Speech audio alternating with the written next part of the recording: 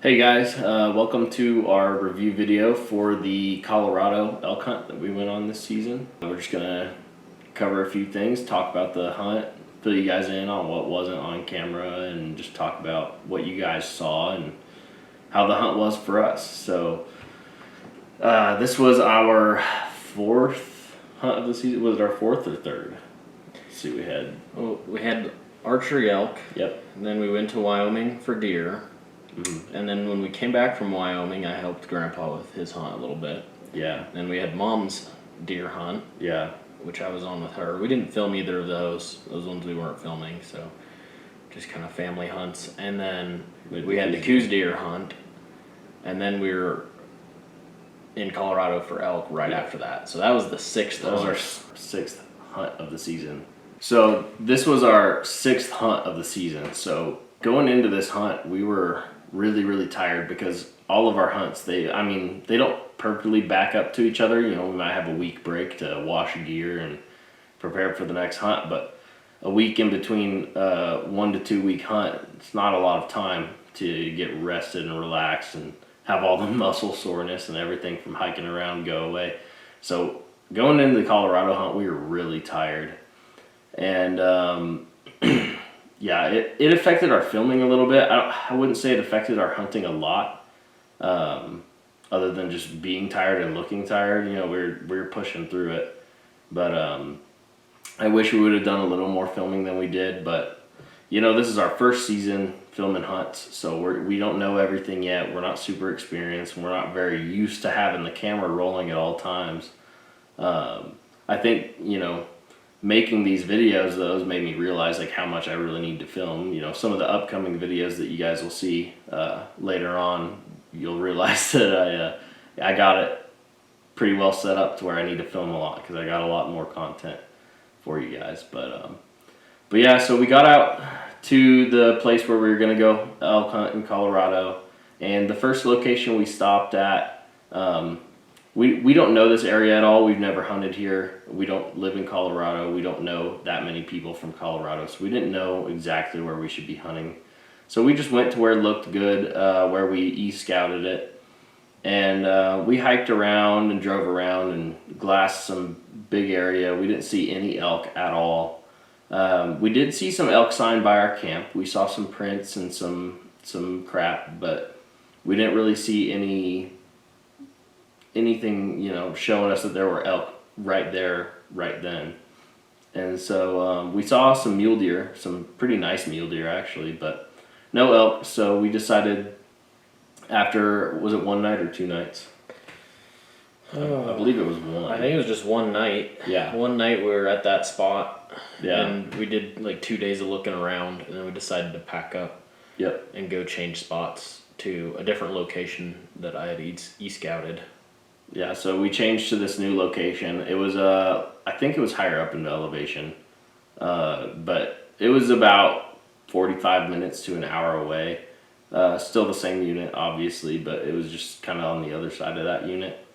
And once we got there, we immediately started seeing tons and tons of elk sign. And then I think after because we got there, slept, and then the next day, I believe we started seeing cows. And so it was really awesome that we saw stuff right away. There was seriously elk sign everywhere, like just footprints going through our camp, just across every road there was just prints and crap, and there was just so much elk sign. So do you want to go on about where we hiked into that first time? Yeah, so with this area, it was really obvious that there was just a ton of elk in there, but it was a difficult spot to hunt because it was like these flat mesas that would drop off into a steep canyon and then back to a flat mesa. So we'd hike on these flat mesas and we'd see elk tracks and elk sign everywhere, but you'd have to catch them. Like it was just all like pinyon, juniper, cedar trees, so just thick trees, so you wouldn't be able to see through it. So we'd have to catch them just at the right time when they were on the opposite slope of this canyon, which there wasn't a whole lot as far as like high glassing spots to be able to spot them. So we first day we're trying to figure out what elevation all the elk are at, and so we see sign around our camp, but we're not sure if there's going to be more of them lower or more of them higher. And so we hiked down lower. I think we dropped about 1,000 or 1,500 feet in elevation total. But we did, I think it was about an 8-mile loop. So we hiked down in elevation and all the way around this mesa and glassed one edge into another canyon, and then made a loop to the other canyon on the other side of the mesa, and then all the way up and back around back to camp. And so that was kind of day one. And out there at that lower elevation, we didn't see like little to no elk sign. But as we'd get closer back to camp, that's when we started to see more elk sign, is back closer to camp. So then following that day, we decided to go up a little bit higher in elevation, getting up to where the snow's starting to get a little bit deeper. And we kind of did the same thing, like seeing a lot of elk sign, and then we got out of the elk sign. So we kind of honed in on what elevation the elk were at, and where we were camped was about right in the middle of it. It seemed like a few hundred feet below where our camp was in elevation was where the elk sign was, and then a few hundred feet up above, kind of in about that 1,000 or 1,500 foot elevation band right there. Right. So yeah, we kind of unintentionally put our camp like right in the middle of the elk, which happy accident, but yeah, we were camped right there where they were all at. So following that first day, I don't believe, or we did actually see stuff in the evening of that. Not our first day on the hunt, but our first day at this new location. In the evening, we saw some cows. There's a little glassing knob about 100 yards, 200 yards from our camp, right?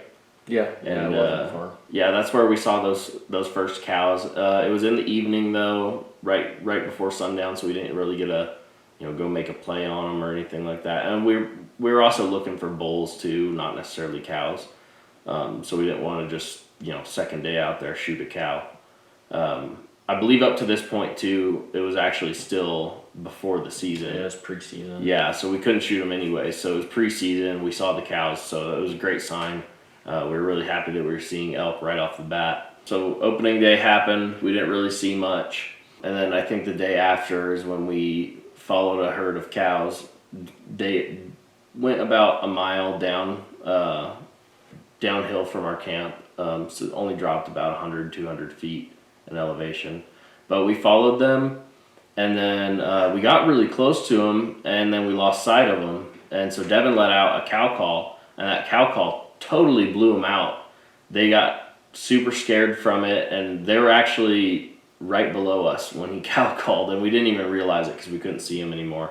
But yeah, Devin cow called, and we just hear them bust out of there, raising all hell, and never saw them again. They did not like it at all. They were probably 50 to 100 yards below us, but we had no idea because we had lost sight of them maybe an hour before.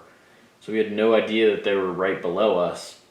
And so I cow called to maybe try and get a response, but yeah, they did not like that at all. No, they were not fans of They're that. definitely call shy, and they'd probably been called to a lot that season, in the prior hunting seasons, because we were in there on the 4th season in Colorado, so it was the last elk season. Yeah. Yep. Yeah, so then following that up, we looked around for them a little more, couldn't really find them, headed back to camp. That night was I believe it was the night before Thanksgiving, and so the next day, we'd been out there for about 4 days, because we had two days of the season, and I think we had 2 or 3 days of preseason, so about 4 or 5 days. And so we've been out there for about 4 or 5 days, and we decided we wanted to go get showers. There was no running water around us or anything like that, so we couldn't really take a creek bath like we normally do. So we went into town, and we decided, it was Thanksgiving actually, so we decided to go get some showers at a gas station, truck stop. And actually, I've never had a truck stop shower before, and it was like the best shower experience of my entire life. Neither of us have ever had a truck stop shower before or taken one, and it was actually like a really, really great experience. Going in, we thought it was going to be like you walk in this nasty room with some curtains and there's some showers and that's what you got. But surprisingly, I don't know if, I'm sure there's some truckers that probably watch this, or some people who've taken truck stop showers, but we didn't even realize how it was. But you walk in and you get your own little private bathroom. There's a toilet, a sink, a mirror, I think there's even a blow dryer in there. And then you have your nice shower, and it's all freshly cleaned. It smells real nice. It looks real nice.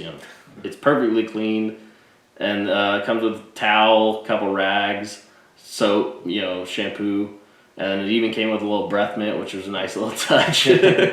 But yeah, it was a great experience. Great shower. It was super nice to shower like that after 5 days out in the field, 4 or 5 days out in the field. But it was a super nice shower experience. And then after that, since it was Thanksgiving, we decided we wanted to go get some real food instead of some cans and ramen. Kind of real food. Kind of real. So we went to what is our favorite place to go eat, which is an Asian buffet. And so we went there and totally gorged ourselves, which was not a very good idea. The next morning, well, that night going into the morning, I was not feeling great. I was a little sick from all the food, and I don't know if it was because the food was bad or it was because we were eating, really light. And I don't think the food was bad. No, I think it was just because we were eating. Ate a lot. Yeah, I think it was because we were eating real light out in the field, and then I just went and gorged myself. So I got kind of sick, and so I was sick that. Pretty much the whole night I wasn't feeling good. I was tossing and turning in bed, sweating bullets. We were both actually sweating because our bodies were just digesting so much food. And so we were just like drenched in sweat all night long. But yeah, I wasn't feeling too great. And so that morning I decided to stay in the tent just because I was not feeling it. And Devin, he went out and he went and checked the new glassing area. It wasn't too far from camp. Actually... So the spot I went to, I think I'd been to it once. Mm-hmm. I'd been to it once before and didn't see anything there, but I'd seen a lot of sign and a lot of track there. So I'll let you talk about it because I was sick at camp. So that morning I go back to this spot. I'd only been there once before. I get there at first light, and at this point in the hunt, we'd only seen these couple of cows. We hadn't seen any bulls, and we weren't having a whole lot of luck. And so I wasn't really expecting to see anything or to see a whole lot. And so I drive the truck pretty much right up to this glassing spot. There's roads everywhere. And I get out and go just start scanning. I'm just leaned against a rock, just scanning with my binos. And then I'm just scanning up, and then boom, elk right in my view. And I'm looking at it, and it's a bull for sure. Like, no doubt in my mind, as soon as I see it, it's a bull. And so I sit there and watch it for a minute, and I see that there's multiple bulls there. And so at that point, I'm just kind of watching them, trying to figure out what I want to do as far as a game plan. And where they were at, I could have probably gotten close enough to get a shot and get one. But I wanted to get Braden there because I wanted to have him to help film, and because there was multiple bulls, I was hoping that maybe we could get a double on them. Just because these were the only bulls that we had seen up to this point. So I decided to watch them for a little while, and they're just feeding, and then they kind of meander up on top of the hill, and it kind of looks like they just are hanging out right on top of this hill. And so I think that they might stay there and bed down because it was a north-facing hill, and they weren't moving very quickly. So as the sun was coming up, I'd kind of figured that they'd hang out in that area and bed down. So rather than trying to go and move in on them and make a play by myself, I decided to go back to camp to get Braden. And so that's what I did. Went back to camp, picked up Braden. He gets all his stuff ready. He's feeling a little bit better at this point. Yeah, just had some time to rest. A lot of it out of my system, if you know what I mean. Yeah. And then we go right back. So he gets all his stuff. We go right back to this spot. Glass right where I last saw the bulls, and I can't really see them. But we decided to walk out onto this point of this mesa, and we're looking into it's a canyon that we're looking into, and they're on the other hillside, or this finger in this canyon. And I'm glassing, and I'm like, man, that looks like the ass end of an elk. And it wasn't moving or anything, but it looked like the ass end of an elk bedded down, and that's what I told Braden I thought it was. And I don't think we had the spotting scope with us. No, we didn't. So didn't have the spotting scope with us, just had our binos. And he's like, nah, I think it's a rock. And he was in denial for a long time. I'm like, I don't know, not sure, because it was two bulls actually bedded like not quite side by side, but kind of at an angle from each other, so it was a weirdly shaped. Yeah, and it didn't look like any shape an elk, one single elk would make. So it was kind of like lumpy, if that makes sense. Yeah, but, so I grabbed my rifle and looked through the scope of my rifle because I have a 24 power on my rifle scope, and it's a lot clearer. So I looked through that, and I'm like, man, that's definitely an elk. Like, that's the fuzziest rock I've ever seen, and it's a rock. And so we sit there and watch them for a while, and we get set up to take a shot, but they're just where we're on the edge of a cliff. Yeah, like, it's straight up a cliff. So we're at the edge of that cliff, and where they're at, they're just out of our range. And so we watch them, and they end up standing up. And then we're like, oh yeah, that's for sure an elk. They were all three there still. And we're just watching them. And so I try to find another spot to set up on them because they're moving kind of at an angle away from us. And Braden stays there, keeps an eye on them, keeps filming them. And I work my way along this cliff edge trying to find a spot where we could get any closer. And as I'm working along, it's like the yardage is staying the same because I'm not moving... I'm moving like at an angle kind of towards them, so we're both like the elk are moving this way and I'm moving this way, and so the yardage was staying the same or even becoming a little bit greater. And so we just watch them, and then we're not able to get any closer to them because we're right on this cliff edge. Even if we would have worked around, we wouldn't have had a shot. We wouldn't have been able to see them at all because we would have been on the same finger as they were. So. Yeah, and then finally they're hanging out. They've worked their way 730 yards away, which it just so happens like at that distance they're hanging out there. They're bedded. One of them's bedded down, and at the at our local shooting range there's a steel plate set up at 730 yards, and I've shot my rifle there. I know exactly where to dial it. So that's a long shot, a lot longer than I'd ever want to take.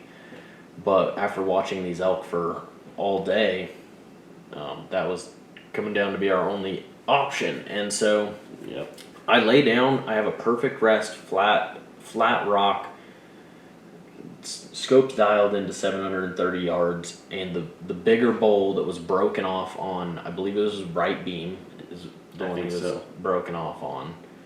And so that was the one that I wanted. He was a bigger bowl, more mature bowl. The other two were closer in size to the bull that I'd killed during the archery hunt. So the big bull's bedded down and he's not moving. We can kind of see his antlers moving in the brush, but that's about it. Yeah, he's behind a lot of brush, too much to shoot through for sure. Yeah, and then the medium-sized bull is out feeding right at 730 yards. Yeah. And I'm dialed in. I'm just waiting for the big bull to come out and come feed right where the medium-sized bull is at. And he never really shows himself again. And so they all end up just kind of getting up, and then they walk up and over the hill, and we never end up seeing them again. And so if it was a deer, like coos deer, mule deer, I would not take that 730 yard shot. But with me shooting that distance prior, I know exactly where to dial my scope, and it being a bull elk standing still broadside, I think, like, looking back, we could have made the shot with my rifle, and I should have let Braden shoot that medium-sized bull because that's the one that, he was planning to take if we had the opportunity to get a double. But we didn't know that they would just go up and over the hill and disappear. So the next day, since we didn't shoot, we didn't spook them, so that's another reason, didn't take that long of a shot. Mm-hmm. They weren't spooked, so we come back in the next day, and we go back to where we saw them last, go up and over the hill. And it just reeks of elk in there. It's crazy how much sign there was in there. Just elk sign everywhere. So they were hanging out in this spot and frequenting it for sure. And we start to track them down into the canyon where they went up and over this ridge. And we were just glassing and looking and watching. And I believe that we kind of split up at that point. Braden goes up the canyon to a rocky point. I stay down low, keep watching that same area, just waiting for them to pop out again. And they never ended up showing themselves again. So we kind of continued to hunt that spot for the remainder of the hunt. Up until the last day, we pretty much did the same setup as that day before. I think the day you were talking about was the day before the last day, and then the last day, so we had 2 days left. We hunted, we walked down in there on the day before the last, walked around, didn't find them. And I think the last day we both set up on separate glassing points, kind of making like an L formation towards where the elk would be, and we never saw anything at all. So sucked we didn't get another opportunity at them or a closer shot or anything like that, but you know, that's kind of the area we were in. Didn't really provide that many close range shots. You know, I think for like if you were doing archery, it'd be probably a pretty good unit. Probably be a lot of people there though. But yeah, there was not very many shots where we would have had or been able to take that were less than 700 yards away. But yeah. Overall, though, it was a really good hunt. I enjoyed it. It was really cold, but we had the hot tent. It was so cold that first night when we woke up. Well, when we woke up after the first night, when we got in the truck, we turned the truck on and said it was 5 degrees. So yeah, it was a very, very cold hunt. I think there's a video of us sitting there glassing with every single piece of clothing we have on us. And Devin has like 3 or 4 hoodies up on his head.